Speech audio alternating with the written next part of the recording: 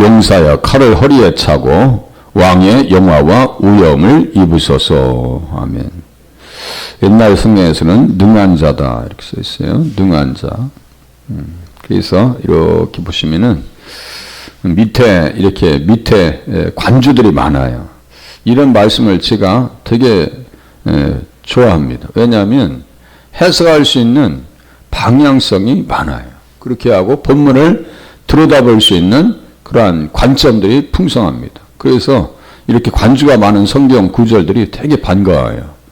어떤 구절은 아예 관주가 없어요. 그건 뭐냐면 그동안 관주를 이렇게 써줬으니까 그런 방식으로 성경을 봐야지 이거예요. 그 말씀들도 역시 연결되어져 있는 부분들이 있습니다. 그것을 이제 연구자가 찾아야죠. 그래서 전능하신 분이시요 능하신 자여 여기에 아예 가장 전능하신 분이시요 당신의 칼을 허리에 차십시오 이렇게 써있네요. 그래서 그리스도께서는 전능하신 하나님이 되십니다. 이걸 잘 이해하셔야 돼요. 지금 메시아 제왕시라고 있잖아요. 그러니까 그리스도가 나와야지. 그리스도께서는 전능하신 하나님이시다. 창조와 섭리, 사역, 백성의 구속, 그들을 돌보시고 다스리시는 일에 있어서 모든 시험과 고난 가운데서 그들을 도우시고 언제 제가 시험 중에 있을 때 도와주셨어요 라고 우리는 이야기할 수 있어요. 그러나 지나고 나면 다 은혜입니다. 지나고 나면 그 시험의 중간에 있을 때는요 폭풍우가 몰아칠 때는 못 느껴요. 우리가 죽게 된 것을 돌아보지 않으십니까? 하나님 잠잠하라 말씀하여 주시옵소서 기도하셔야 됩니다. 모든 봉사와 의무, 고난을 감당할 수 있도록 우리를 강건하게 하십니다. 또 그들의 문제 소송을 변호하시고 그들의 필요를 채워주십니다. 변호해 주십시오. 하나님께서 함께해 주시오. 예수님은 대연자입니다. 그 변호사란 얘기예요. 대연자가 파라클레토스라고 하는 단어를 씁니다. 또 하나님의 백성들을 하나님의 나라와 영광으로 인도하시고 마지막 날에는 죽은 자 가운데서 그들을 부활시키십니다. 그리고 하늘의 유업을 소유하게 하심으로써 그분의 전능하심이 드러납니다. 주님은 능력이 이렇게 드러났구나. 그래서 이렇게 말씀을 보면요. 나는 의로운 중에 주의 얼굴을 배우리니 깰 때 주의 형상으로 만족하리이다. 이게 도대체 어떤 말씀일까? 이제 관주를 또 통해서 보는 거예요. 이렇게 보면은요. 의롭다라고 하는 것은 자 보세요. 이렇게 보면 잘 안 보이시죠? 그 의를 회복시키느니라. 의를 회복시키신데요. 요한일서 3장 2절을 이렇게 클릭해서 보면요. 우리가 그의 길을 그와 같을 줄 아는 것은 그의 계신 그대로 볼 것을 인함이라. 우리가 그와 같을 줄 아는 것은 나중에 주님의 형상으로 주님의 신령한 몸으로 부활한다는 얘기예요. 상하지 않는 몸으로 강한 몸으로 부활한다는 얘기고요. 또 이렇게 이사야서 26장 19절 같은 경우는 이게 이제 주의 죽은 자들은 살아나고 주님의 능하신 능력이 우리의 부활 가운데 나타나는구나. 이거예요. 우리의 부활 가운데 하나님의 능력이 그리스도의 능한 손길이 나타난다고요. 또 뭐예요? 다니엘서 12장 2절 땅의 티끌 가운데서 자는 자 중에 많이 깨어 영생을 얻는 자도 있겠고 우리의 해당 사항입니다. 영생을 얻는 자가 있겠다. 그건 역시 누구의 능력이라고요? 예수 그리스도 용사여 능한 자여 라고 고백하고 있는 예수님께서 그렇게 하신다는 얘기예요. 우리 살리시는구나. 그걸 보고 시편 16장에 보니까 이렇게 보니까요. 주께서 생명의 길로 내게 보이시리니 주의 앞에는 기쁨이 충만하고 주의 우편에는 영원한 즐거움이 있나이다. 그러니까 이게 그냥 그대로 말씀을 받으시면 돼요. 그래서 당신의 칼을 허리에 차십시오 라고 해놓고 이제 관주를 통해서 들어가 보면요. 영광의 왕이 누구시냐? 강하고 능한 여호와시요 전쟁에 능한 여호와시로다. 전쟁에 능하시대요. 막 속이 시끄러울 때 주님을 의지하면 승리하게 될 줄로 깨달으시면 맞습니다. 영광의 왕이 누구시냐? 만군의 여호와께서 곧 영광의 왕이시로다. 만군의 여호와, 만군이라고 하는 것은 싸움에 능하신 예수님이라는 뜻이에요. 만군의 주, 신약성경에서는 만군의 주라고 그래요. 구약에서는 만군의 여호와. 만군은 뭐라고요? 전쟁에 능하신 주다. 다윗이 골리앗 앞에 나갈 때 만군의 여호와의 이름으로 나간다고 그랬어요. 그죠? 만군의 여호와의 이름. 전쟁하시는 주님. 사는 게 전쟁입니다. 그죠?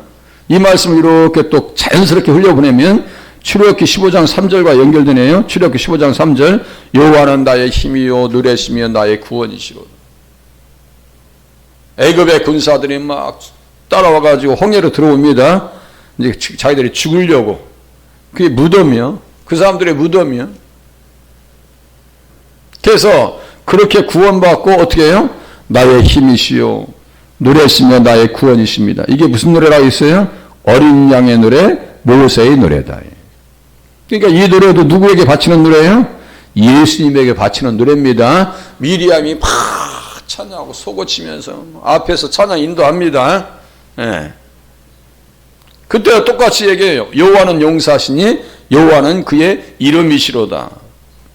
여기 용사라고 하는 것이 기보로인데 여기에서는요 밀하마라고 하는 단어를 썼어요.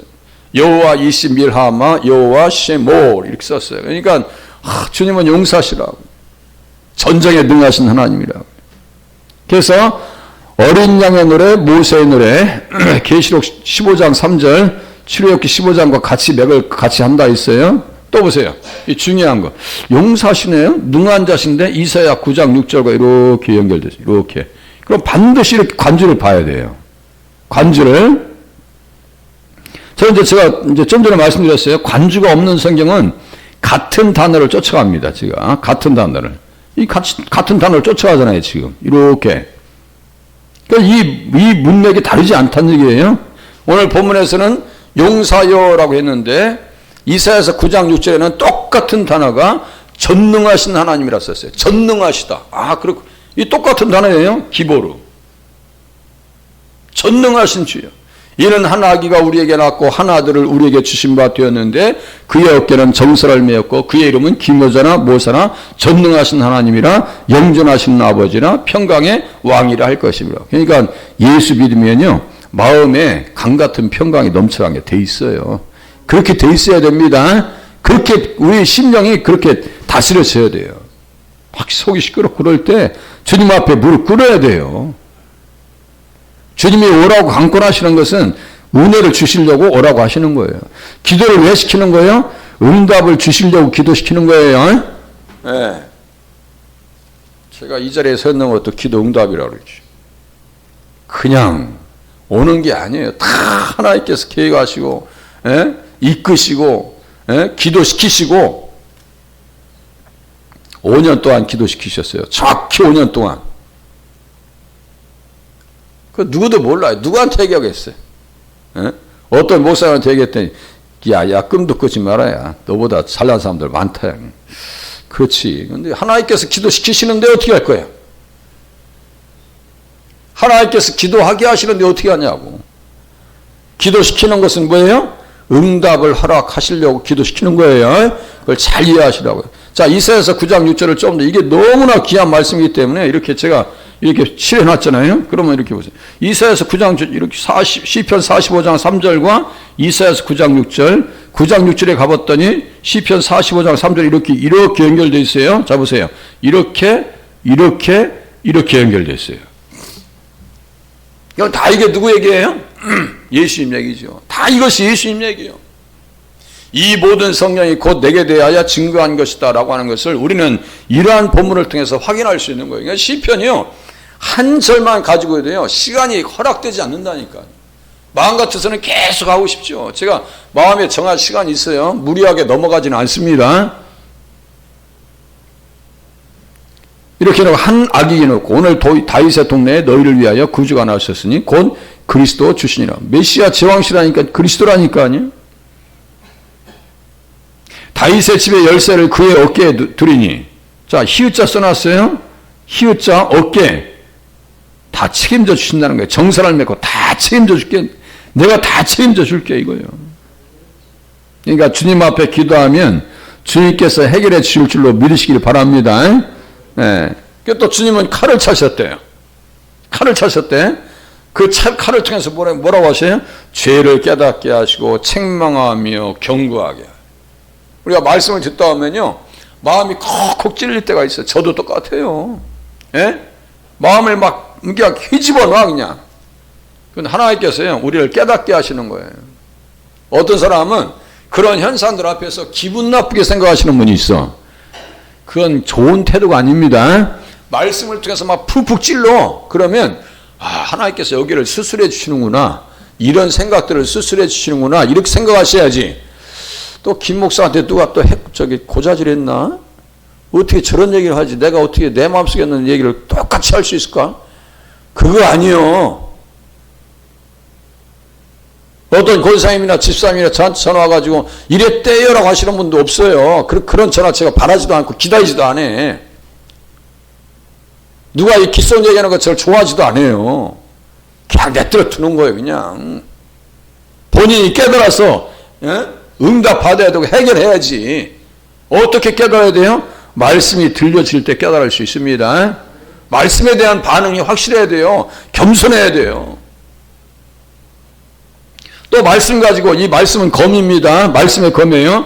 오리와 이단을 반박하는 데 있어서 날카로운 성령의 검, 곧 하나님의 말씀을 의미합니다. 말씀이라고 하는 것은 또 다른 측면은 뭐예요? 외부적으로는 공격해야죠. 뭘? 이 오리와 이단들을 반박해야죠. 잘못된 것을 잘못됐다고 얘기해야지. 양날의 칼이라고 있어요. 율법과 복음입니다. 그리스도께서는 이 칼을 광야에서 사탄과 싸워 승리하셨고 말씀의 검으로 이기신 거예요. 서기관들과 바리새인들을 대적하는데 크게 사용하셨고 한마디 말을 못해요. 마지막 날에는 주의 사랑과 그의 추종자들을 대적하는 데 있어서 더 많이 입에서 검이 나와요. 입에서 검이 나오신다고. 내 입을 날카로운 칼같이 만드시고 입에서 칼이 나오신다니까 시편 이사야 49장 2절이네요.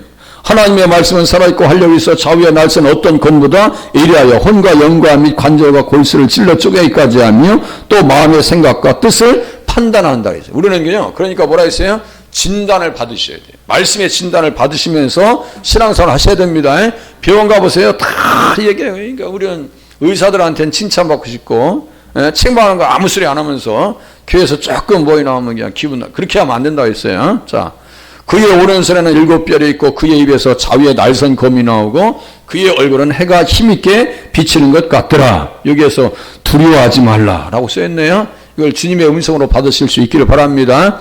두려워하지 말아라. 그의 입에서는 예리한 검이 나오니 그것으로 만국을 치겠고 친히 그들을 철장으로 다스리며 또 친히 하나님 곧 전능하신 이의 맹렬한 진노에 포도주 틀을 밟겠고 계시록 19장 15절 그 옷과 그 달에 이름을 쓴 것이 있으니 만왕의 왕이요 만주의 주시라. 메시아 제왕시요 만왕의 왕 만주의 주.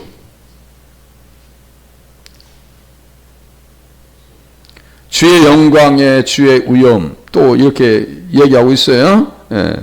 주님 오시는 날에 죽음 자체를 없애시고 죄에 쏘는 독침과 죄의 힘인 율법을 제거. 그 정죄하는 일이 없을 거란 얘기예요. 예, 이렇게 보면 출애굽기 32장 그 칼 나오지요. 예, 주의 구원이 그의 영광을 크게 하시고 존귀와 위엄을 그에게 입히셨나이다. 존귀와 위엄이 그의 앞에 있으며 능력과 아름다움이 그의 성소에 있습니다. 만국의 족속들아 영광과 권능을 여호와께 돌릴지어다. 여호와께 돌릴지어다. 찬양하면서 기도하시면서 주님 앞에 감사하시다가 돌아가실 수 있기를 바랍니다. 기도합니다.